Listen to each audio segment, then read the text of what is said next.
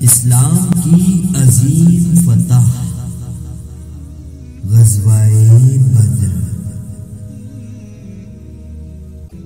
2 ہجری 17 رمضان المبارک جمعے کے روز مسلمانوں کی تعداد 313 تھی۔ صرف 2 گھوڑے، 70 اونٹ، 6 ذرہیں اور 8 تلواریں تھیں۔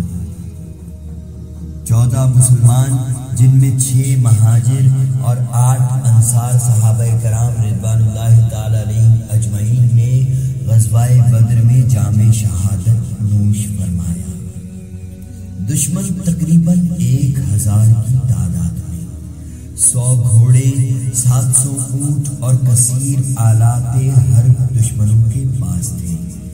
70 کفار واصل جہنم ہوئے اور 70 کفار گرفتار ہوئے۔ اور جو لوگ کہتے ہیں کہ نبی مکرم صلی اللہ علیہ وسلم کو علم غیب نہیں ہے، وہ گمراہ اور بدبخت ہیں، کیونکہ صحابہ کرام رضوان اللہ تعالی اجمعین گواہ ہیں کہ غزوہ بدر سے 1 روز پہلے آقا علیہ الصلوۃ والسلام میدان بدر میں تشریف لائے اور حضور سرور دو عالم صلی اللہ علیہ وسلم نے اشارہ کر کے فرمایا کہ فلاں بن فلاں یہاں مرے گا، فلاں بن فلاں وہاں مرے گا، فلاں بن فلاں وہاں مرے گا۔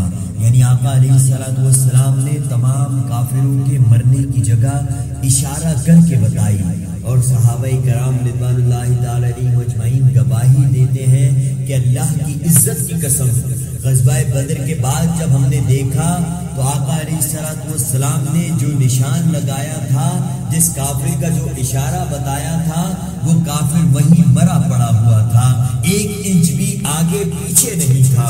اللہ اکبر، اللہ اکبر، کیونکہ جو ہو چکا ہے جو ہوگا حضور جانتے ہیں، جو ہو چکا ہے جو ہوگا حضور جانتے ہیں، تیری عطا سے خدایا حضور جانتے ہیں، تیری عطا سے خدایا حضور جانتے ہیں۔ نعرہ رسالت یا رسول اللہ صلی اللہ علیہ وسلم۔